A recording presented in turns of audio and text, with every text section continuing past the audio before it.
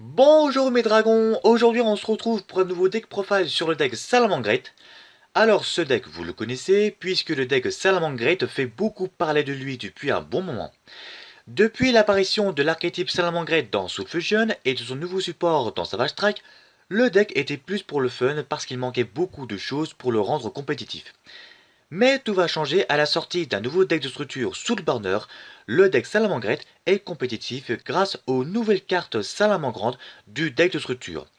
Et je peux vous dire qu'il avait de très bons résultats dans les tournois locaux et régionaux. De plus, au YCS Düsseldorf, on compte au premier round 364 joueurs Salamangrandes, 28 dans le top 64 et 17 dans le top 32. Mais ce deck ne s'est pas arrêté là, puisqu'il a fini deuxième au YCS Düsseldorf. J'aurais préféré qu'il finisse premier, mais bon, s'il a fait top 2, c'est le principal, c'est que ça montre à quel point le deck Salamangreat mérite sa place dans la méta. Alors, pour vous expliquer ce que c'est que ce deck, eh bien ce deck se centre principalement sur les invocations liens, autrement dit, l'invocation lien réincarnée, parce qu'il y a des effets de cartes qui se basent sur les invocations liens réincarnées. Alors, qu'est-ce que c'est que l'invocation lien réincarnée? Eh bien, c'est une nouvelle méthode d'invocation lien qui vous permet d'invoquer spécialement votre monstre lien Salamangreat en utilisant un monstre du même nom que celui-ci comme matériel. Je vous explique. Imaginons que j'ai Salamangreat Chaleur Léo sur mon terrain et que j'ai dans ma main Sanctuaire Salamangreat. Je vais activer la magie de terrain et avec la magie de terrain, je vais utiliser Chaleur Léo comme unique matériel pour invoquer mon second Chaleur Léo. Et grâce à l'invocation lien réincarnée, je peux activer le second effet, activable uniquement que si je l'ai invoqué par lien en utilisant un monstre du même nom que Chaleur Léo comme matériel. Et je peux vous dire qu'avec ces nouvelles méthodes d'invocation, ça va nous permettre de débloquer un second effet encore plus puissant. Alors, il faut savoir qu'il existe deux versions Salamangreat. La première, c'est la version psychique. On utilise des monstres Salamangreat et des monstres psychiques comme Maniru qui peut être invoqué spécialement depuis la main si on contrôle un monstre du niveau 3.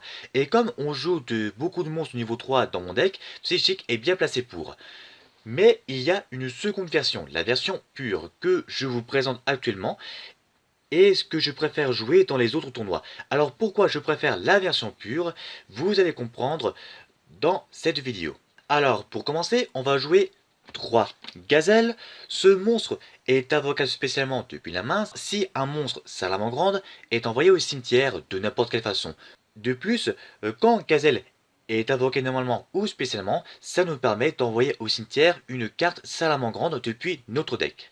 Et le monstre qui sera le plus envoyé au cimetière, ce sera bien sûr, dans certains cas, Roule-Boule en x3. Alors Roule-Boule, c'est aussi un monstre très important pour le deck.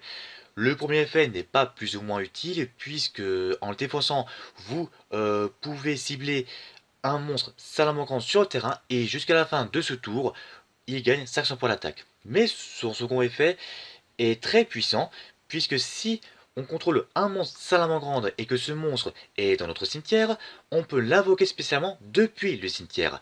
Et avec Roule-Boule et Gazelle, on pourra invoquer un monstre Xyz Salamangreat de rang 3 que je vous le présenterai plus tard. Après, on va jouer 3 renards. Alors, renard, son effet, c'est que lorsqu'on l'invoque normalement, on peut révéler les 3 cartes qui sont au-dessus de notre deck pour ajouter à notre main une carte Salamangreat parmi les 3 cartes révélées dans notre deck et on mélange le reste dans le deck. Alors du coup, si vous commencez le premier tour, je vous déconseille d'activer son premier effet quand vous l'invoquez normalement, parce que si vous voulez, on va se servir de Salamangreat pour invoquer notre monstre lien 1 Salamangreat, pour le réinvoquer depuis notre cimetière. Parce que oui, Renard possède un effet qui lui permet d'être invocable spécialement depuis le cimetière, que qu'en défaussant un monstre Salamangreat, si ce renard se trouve dans notre cimetière, et que si une carte magie ou piège face recto se trouve sur le terrain. Mais suite à son invocation spéciale, on peut cibler une magie au piège face recto sur le terrain et la détruire. Enfin, plutôt détruire une magie au piège face recto sur le terrain. Mais je vous déconseille d'activer cet effet qui suit son invocation spéciale parce que Quand vous commencez le premier tour, vous n'avez pas de carte magie ou piège face recto. Et la seule carte sera Sanctuaire Salamandre. Donc du coup, évitez d'activer cet effet pour voilà, avoir une misplay. Mais chose à savoir, c'est que vous ne pouvez utiliser qu'un effet de Salamandre Renard une fois et uniquement une fois par tour. Et après, on va jouer Salamandre Jacques Jaguar qui va nous permettre de cibler un monstre Salamandre depuis notre cimetière pour l'envoyer dans notre deck, afin de l'invoquer spécialement dans la zone pointée par un monstre lien Salamandre si on contrôle un monstre lien Salamandre. Ensuite après, on va jouer Volaille. Alors Volaille, il sert plus pour au cas où on n'aurait pas Renard ou Roule-Boule, et qu'on ait uniquement Volaille et Gazelle dans notre main de départ. Alors, ce salamandre volaille, il est invocable spécialement depuis la main que si un ou plusieurs monstres salamandres sont invoqués normalement ou spécialement. Mais bien sûr, son dernier effet n'est pas très ouf. En gros, vous envoyez une carte salamandre depuis votre main ou terrain face recto au cimetière, puis ciblez une magie ou piège posé contrôlé par votre adversaire, et ce tour, la carte posée ne peut pas être activée. Bon, je vais être bref, il sert uniquement à défausser roule-boule si vous voulez économiser le premier effet du roule-boule. Ensuite, on va jouer Salamandre Falco, qui est très bien comme monstre. Son effet, c'est que si il est envoyé au cimetière, on pourra poser directement depuis notre cimetière une magie ou pièce Salamandre sur notre terrain. De plus, on peut l'invoquer spécialement depuis le cimetière en ciblant un monstre Salamandre qu'on contrôle pour pouvoir le renvoyer à notre main. Et comme pour Renard, on ne peut utiliser qu'un effet de Salamandre Falco par tour et uniquement une fois le tour. Et ensuite, on va jouer Salamandre Raton Laveur. Alors, c'est un entrap spécial Salamandre. Bref, lorsque votre monstre Salamandre est ciblé par une attaque d'un monstre de l'adversaire, vous pouvez envoyer cette carte depuis votre main au cimetière, puis cibler ces deux monstres qui vont combattre, gagner des points de vie égaux à l'attaque du monstre de l'adversaire, et aussi votre monstre ciblé ne peut pas être détruit au combat ce tour.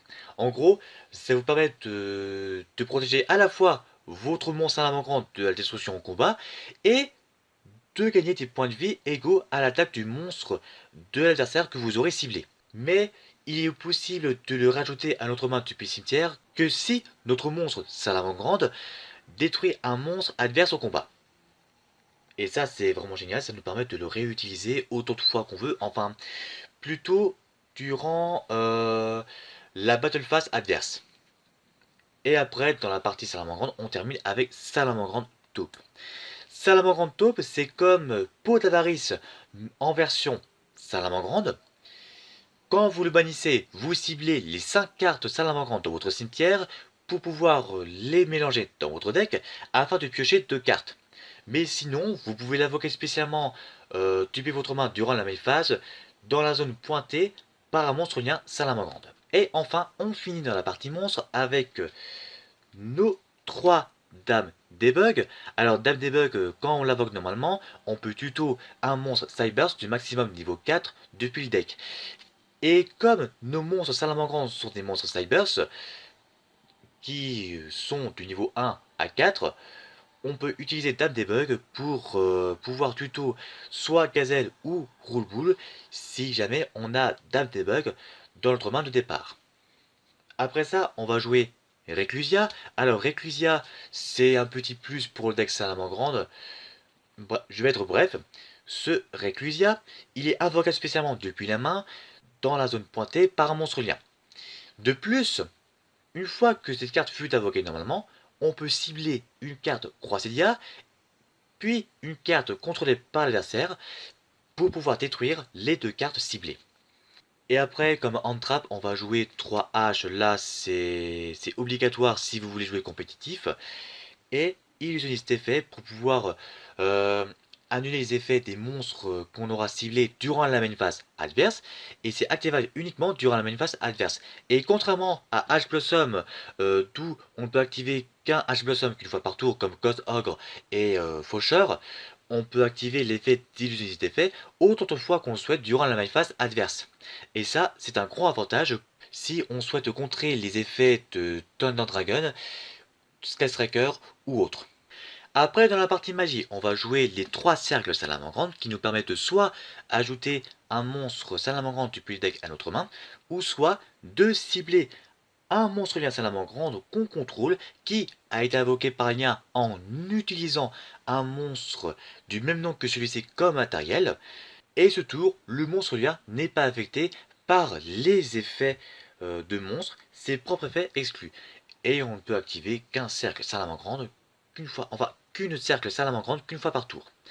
Et ça, ce cercle salamandre est vraiment indispensable. Ça nous permet voilà, de récupérer, enfin d'ajouter Gazelle si on n'a pas à notre main, ou bien sûr de protéger notre loup du soleil qui va être détruit par un effet de carte, si il fut ciblé. Ensuite, on va jouer Fusion du Feu. Alors, pour Fusion du Feu, cette carte est considérée comme étant une carte salamandre. Et je souhaiterais faire un point sur l'effet de Fusion du Feu. Alors, ça dit qu'on invoque par fusion un monstre fusion salamandre depuis notre extra deck en utilisant des monstres depuis notre main et ou terrain comme matériel fusion. On ne peut activer qu'un fusion de feu par tour. Donc, je souhaite vous dire qu'il y a une douille. Où est la douille? Eh bien, la douille, c'est l'effet lui-même. Parce que le vrai effet du fusion de feu, si on fait référence dans la version anglaise, c'est qu'on peut invoquer par fusion un monstre fusion salamandre en utilisant des monstres depuis notre main et ou sur le terrain comme matériel.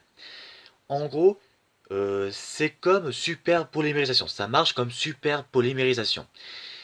Donc si jamais vous avez un litige avec votre adversaire qui dit comme quoi non mais c'est pas ça, tu peux pas le prendre, eh bien dites-lui bien que Konami a mal traduit la carte et que vous pouvez appeler un judge pour qu'il puisse trancher et vous donner raison sur l'effet de la carte. Et je dois vous dire que la version anglaise est la version officielle TCG et du coup fait très bien référence à l'effet de la version anglaise du Fusion du Feu.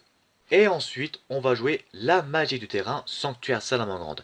C'est la magie du terrain qui va nous permettre d'effectuer une invocation lien réincarnée en invoquant bien sûr un monstre lien Salamandre en utilisant un monstre du même nom que celui-ci comme matériel. Et cette magie de terrain a un autre effet. Durant le calcul des dommages, si votre monstre combat, vous pouvez payer 1000 points de vie, puis cibler un monstre lien que vous contrôlez, faites devenir son attaque 0 et si vous le faites, gagnez des points de vie égaux à son attaque d'origine. Vous ne pouvez utiliser chaque effet de Sanctuaire Salamandre qu'une fois par tour. Mais bon, le dernier effet de Sanctuaire Salamandre, c'est à utiliser en cas de recours si vous n'avez pas assez de points de vie pour continuer la partie.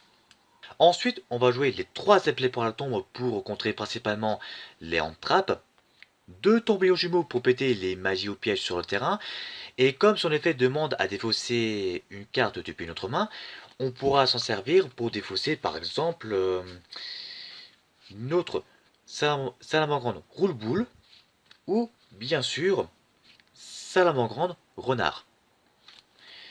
Et après, on va jouer un petit sacrifice inutile au cas où l'adversaire aurait annulé l'effet de Salamandre Gazelle qui, je vous rappelle, quand il fut invoqué normalement ou spécialement, ça nous permet d'envoyer une carte Salamandre depuis notre deck au cimetière. Et pour finir, dans la partie piège, on va jouer les 2 rugissements Salamandre.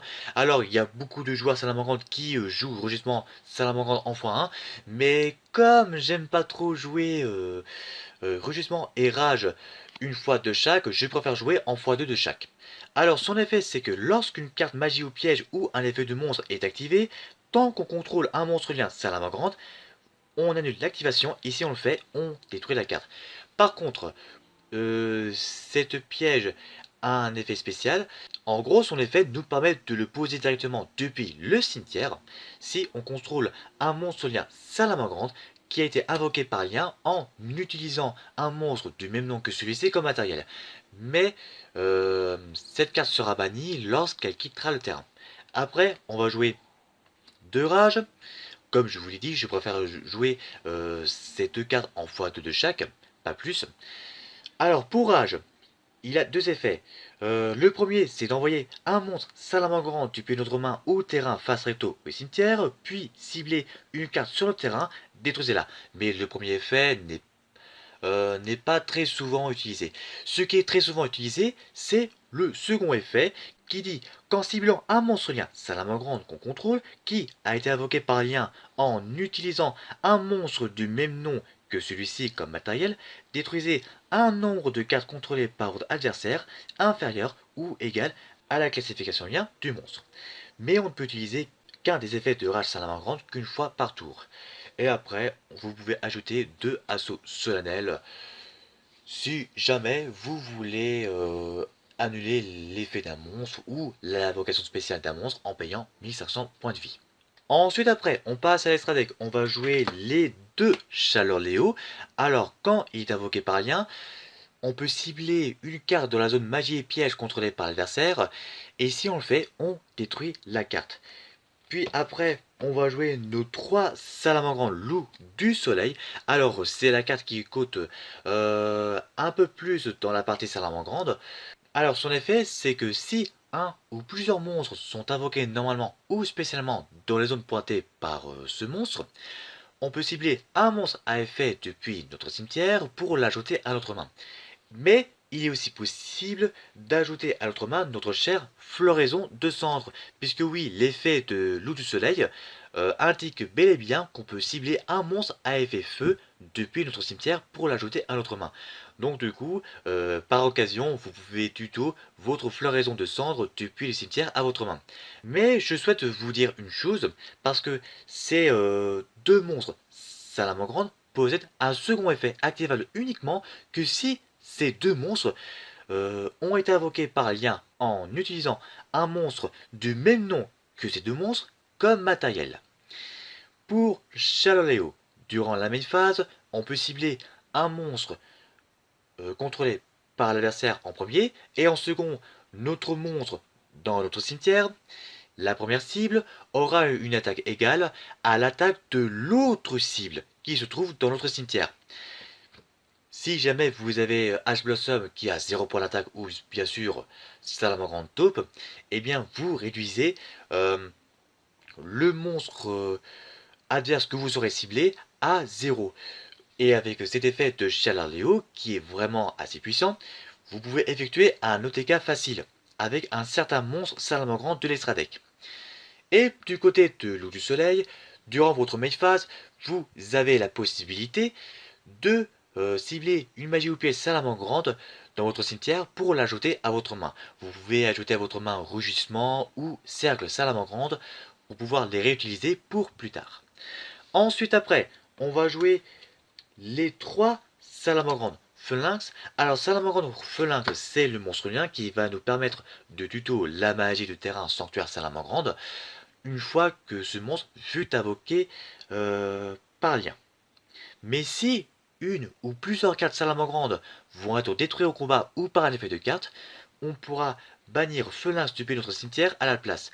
En gros, une fois que vous aurez Phalanx dans votre cimetière, vous avez une carte en plus qui protégera vos monstres salamandres de la destruction au combat ou par un effet de carte.